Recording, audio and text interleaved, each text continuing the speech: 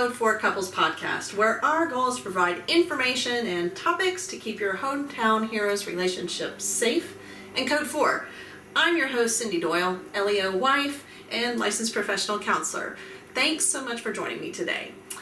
Today, I am going to talk about the concept of hypervigilance. This is something that I've mentioned in a couple of my podcasts that, oh yeah, that's a topic for a later time. Well, now's the time. We are going to talk about this. And I'm going to break this down into probably two different podcasts.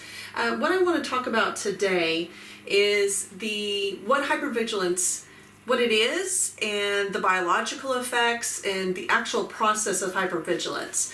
So we're going to do that today, and then probably next time I will talk about the impact of hypervigilance, both on your relationship and on your officer. So the concept of hypervigilance was something that was totally foreign to me for a really long time. I was probably a officer wife for at least 12 years, if not more, before I even realized or the concept of hypervigilance came out. It wasn't until I started thinking about how our relationships are different as spouses for first responders, how our lives are different and how our heroes are different, and started thinking and just researching, why is that? What's a part of that? And so, of course, Amazon and I are best friends. And so I got online and started looking on Amazon to figure out what books were available regarding police life and first responder culture. And so I came across one that is called Emotional Survival for Law Enforcement. And it is by Kevin Gilmartin. And if you get to see me on YouTube or our video, here's the book. It's really a pretty thin book, but I am telling you that this book is so chock full of information, it is amazing. So I am using this as a resource today. I don't want you to think that I just pulled this out of my butt somewhere or just, I'm talking crap. This is all based upon the book Emotional Survival for Law Enforcement and Dr. Kevin Gilmartin's research and his writings. So I want to give credit where credit is due. It really is a really good book if you wanted to get it. It's only like 140 pages total. It is a quick read and chock full of information. And when I read this book, I thought, holy crap, this is what I needed to know. There's a whole part of this book that talks about your first responder calling people a-holes.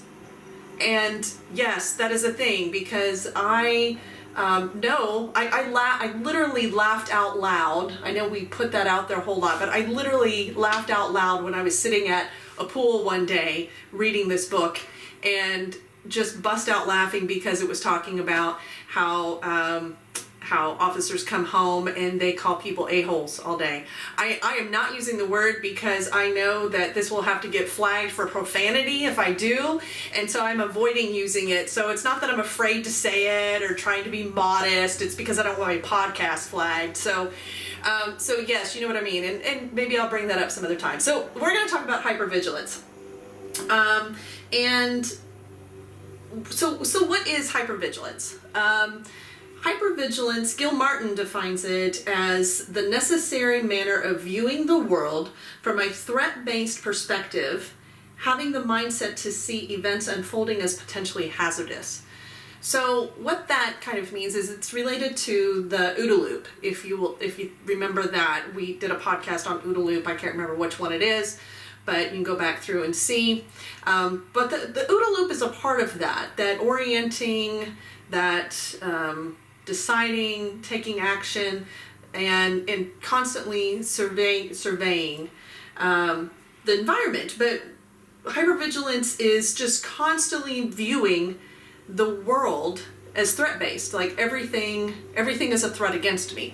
And so it becomes a way of thinking. There's a biological response that goes along with the hypervigilance. In the departments, at least for my guy, he's constantly talking about officer safety. And I remember when he was an FTO that it was constantly officer safety, that he dings people on officer safety. And the officer safety component of it, let's take, for example, if you're going to go on a scene, or if you're going, let's take pulling somebody over. You know, immediately from the point in time that that officer sees that they are possibly going to pull somebody over, there is constant scanning for that potential threat. And so it's a constant scanning of the potential threat, knowing that a threat is out there, and that safety is related to how are you going to react. And so a lot of times when officers are talking about officer safety, it is related to the hypervigilance and the OODA loop that's involved there. So most of us, common, ordinary people, don't have to deal with this. We get to go through our life kind of in this quote-unquote normal range. And you got to remember, I'm in psychology, and you can't really use the word normal because there is no normal in the world. I apologize to all my psychology professors. But I don't want to lecture. Please don't lecture me on normal. But what you think about it is like the idea of normal. So, you know, most of the day I go through my day and I just think about, oh, I've got to go here, and I might drive and watch what I'm doing, but I'm not constantly scanning all the time. I'm listening to my music.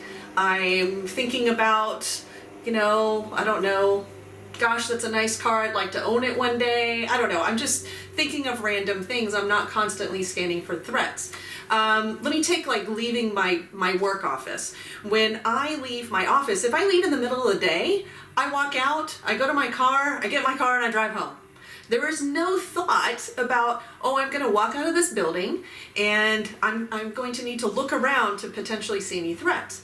Now, that changes if I am going to be leaving my office at 9:30 at night, when it is dark.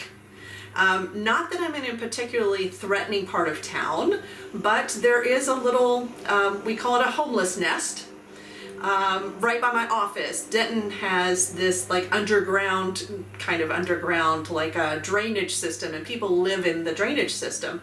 I know that sounds creepy.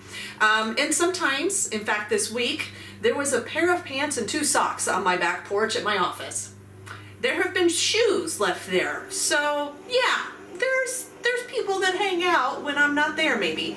So if I'm leaving the back door at night, I am probably going to be thinking about how I'm leaving that door. I happen to be a CHL holder, and so I might be thinking about how I'm going to access that weapon. I might be thinking about having my keys in my hands. I am not going to be looking at my phone when I'm leaving the office. I'm going to have everything away and my hands ready. So in that circumstance, I am probably being more hypervigilant. I'm not probably, I am. I'm being more hypervigilant, and that is kind of an aspect of it. But I don't have the biological response to that because I'm just really kind of preparing myself to like think about what's potential. My body doesn't really get geared up because that's not what it's used to. I'm just using my brain power to do that. So the difference is that there's a biological effect for our first responders when they are in a hypervigilant state. And so that biological response is called the reticular activating system, or RAS. And so the RAS is a part of our brain that determines the level of alertness that is necessary at any given time. So your brain is going to go, okay, we're at a level 2. Or sometimes I think that this might be related to, my guy always says like, I'm a level orange, or, you know, I'm at red, or he never goes to green. He's told me that. He's like, I'm never green. I'll never be a green. When we were in Italy for a short period of time and we were at a house on a hill, he said, I almost went green. So anyway, I think you know what I mean. Like, it's that level of alertness. It's kind of like the TSA, where they have like the threat, the terror threat. And so it's similar. I'll find that out. Maybe I'll do something on that. So it's that level of alertness that comes at any given time. And your brain actually determines that through that RAS the reticular activating system. So, whenever the brain interprets that there's an existence of a potential threat, the RAS engages the body at a higher level, and it kicks it into kind of a fight or flight system. And there's some biological reaction for that. So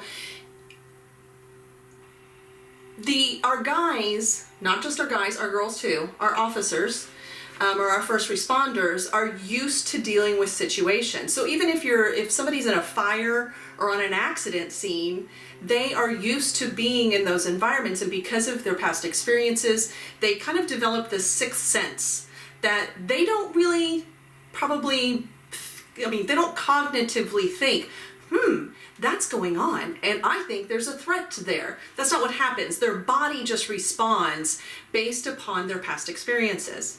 And so that's how that RAS operates. It then kicks in the sympathetic nervous system, and the sympathetic nervous system reacts and controls your bodily functions during any time of a threat.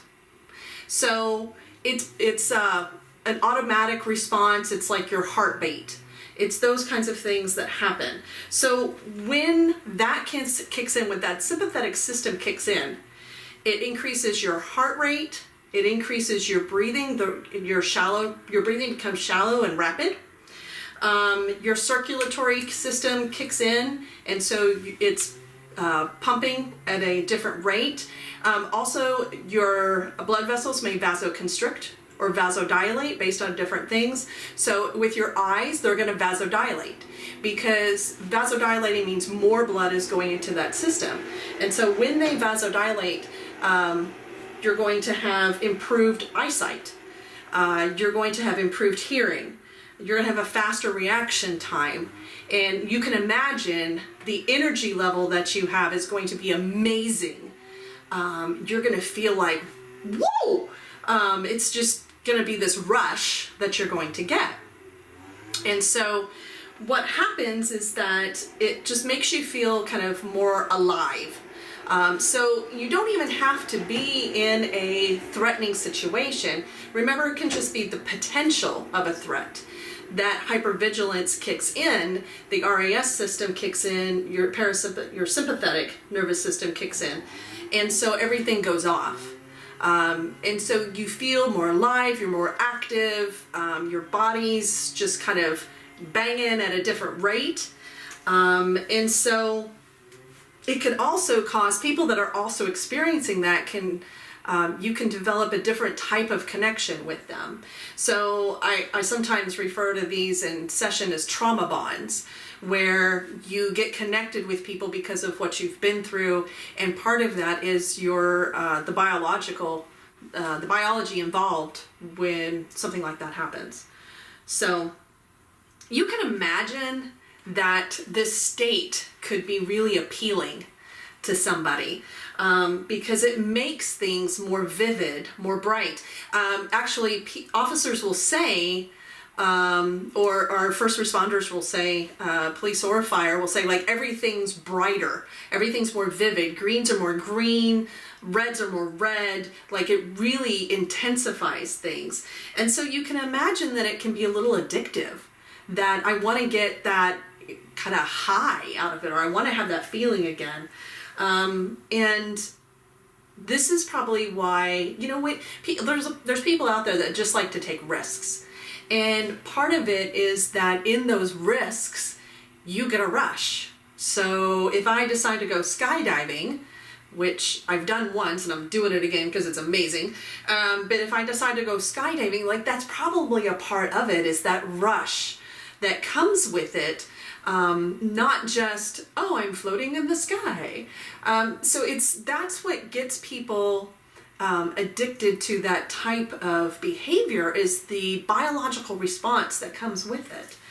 And that kind of happens with our first responders and our police and fire, in the sense that when they have those experiences, it's exciting. I don't think they go around going, yeah, let's look for danger today. I don't think that's what I'm saying, but I am saying that it does affect their view on life, which I'll get to in a minute. So as you can imagine, I think it was Einstein. Somebody can tell me if I'm wrong here, but for every reaction, there's an equal and opposite reaction. Somebody can tell me if I'm wrong there. I don't know if I am or not, but there you go. That's what it is. So if you think about the high, if you will, that state that somebody goes in, that there's a crash afterwards. And so this is where the parasympathetic nervous system takes over and the body has to recover. And so that recovery is the crash. So what happens is that the individual kind of they detach, they withdraw, they get tired, and they get really apathetic. So you can imagine what this kind of looks like at home, where your first responder comes home and they just want to veg, and they maybe grunt at you, and they want to just sit in the chair, or they just don't want to talk to anybody. So that's what this is it's the crash that they're coming off of. They might have trouble responding to normal conversation. They don't want to make decisions. That's a huge one it's like, good gosh, like you just want to say, well, do you want tea or Dr. Pepper with dinner tonight? I don't care. And so that's the littlest of decisions just bugs them, because they just can't do it. They don't have the brain capacity to do it, or to make those decisions. So there's really kind of a lack of engagement when they get home, because their system is crashing, and or maybe they're still kind of in that state because maybe they didn't have but like maybe a 20-minute drive home. Maybe they were just on a call when they left, and so they didn't have really a time to recover, and so their body is just coming down. It might be an hour after they get home and they're just dead. And, honestly, that might be the part where you're trying to put kids to bed or unwinding, dinner's finally done. Dinner, ha ha ha, who am I kidding? Whatever is going on. I'm like thinking 8 to 5 here, and that is not the world. And so whatever's going on, like they're coming in the house and they might be good for a little bit, but after that they're crashing. And a lot of times that's when, after things have slowed down a little bit, when they get home is when we want to try to engage them, and they just don't have the capacity for that. So it also can mean that they can be irritable, short fuse as a part of that too. So that might be something to consider, that if somebody's coming home or they get irritable later on in the evening, that might be a part of it as far as that crash that's going on.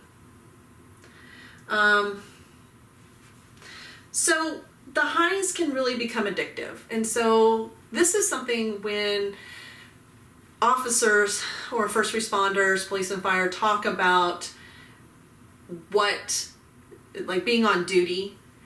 This is part of it, is that biological response that they get from being on duty. And it's kind of like, I always think of it like I'm gonna hit the lever, like the little animal that hits the lever to get more food. It's becomes addictive. And if you can imagine your day-to-day world, like if you're used to living like that at work, can you imagine what it's like to live in your day-to-day world and like just having day-to-day life and going to get groceries and cleaning the house and running other errands or going to soccer games? Like there's not a whole lot of excitement that goes along, at least not that level of excitement, in our day-to-day worlds and activities. So it's easy for our first responders to be disengaged with that because of the hypervigilance. They're so used to that biological response, and it feels so good that coming down to day-to-day activity can be somewhat, maybe even boring. And sometimes that can lead to some depression. So you might watch for that. With my guy, sometimes he gets restless after being home for maybe 2 or 3 days. And I know I've said to him many times, don't you need to go to work? Like, just go get it out of your system. Go play with the boys. And he'll laugh. But this is really what it is. And I never really realized that there was this biological component. It was only after I realized that it was a biological component that I was like, oh my gosh, this makes sense. No wonder he gets antsy and he gets bored around the house after a couple days. Because he wants to go get that feeling again, and I get it. So keep in mind that this is part of what they go through and how it impacts your family life and your home life, your relationship. You might give them a little bit of grace when they get home. You might give them some understanding that when they get off shift, there's going to be this crash.